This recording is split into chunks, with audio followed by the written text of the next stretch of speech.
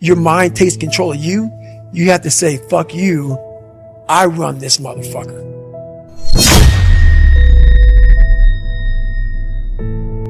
All think about quitting when shit's hard.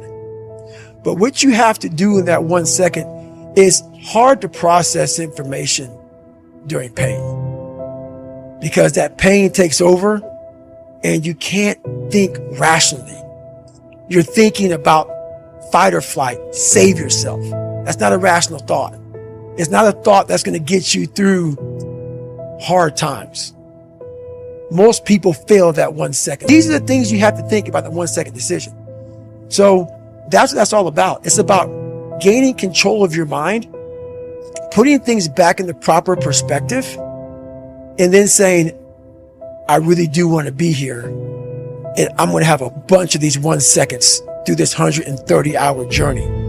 And I have to learn to control these, because if I fail one of these 1 seconds, I will not be a SEAL. I will not be a doctor. I will not be a lawyer. I will not be whatever the fuck it is. So that's how important that 1 second decision is. It's all about your mind takes control of you. You have to say, fuck you, I run this motherfucker. And that's what that's all about. What he's describing here is something cognitive scientists call impulse-driven decision-making. When we are under stress, fatigue, or pressure, the brain shifts from deliberate thinking to survival thinking. Instead of analyzing long-term outcomes, it focuses on immediate relief. That's why quitting often appears in those small 1 second thoughts. In psychology, this is tied to the conflict between the emotional brain and the rational brain. The emotional system wants to escape discomfort right now. The rational system thinks about who you want to become tomorrow. The problem is that during intense moments, exhaustion, pressure, or pain, the emotional system becomes louder. So when Goggins talks about those 1 second decisions, he's highlighting the moment where identity is formed. Because habits aren't built during easy moments. They're built in those micro decisions under stress. One way to think about this is through what behavioral scientists call response control.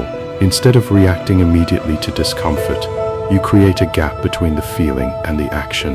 That gap is where discipline lives. High performers train this ability intentionally. They expose themselves to difficult environments, physical training, challenging work, uncomfortable situations, not just to get stronger physically, but to train the mind to pause before reacting. And over time, that pause changes everything. Because when you stop letting those 1 second impulses control your behavior, you start building something much more powerful, self-command. The discomfort doesn't disappear, but your response to it becomes deliberate instead of automatic. And that's when the mind stops working against you and starts working for you.